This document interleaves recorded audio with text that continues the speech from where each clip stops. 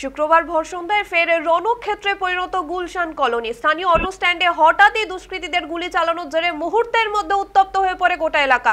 ভয়াবহ সেই দৃশ্যের ছবি ধরা পড়েছে সিসিটিভি ফুটেজে। অভিযোগের তীর সরাসরি তৃণমূল বিধায়ক ঘনিষ্ঠ মিনি ফিরোজ এবং তার অনুগামীদের দিকে।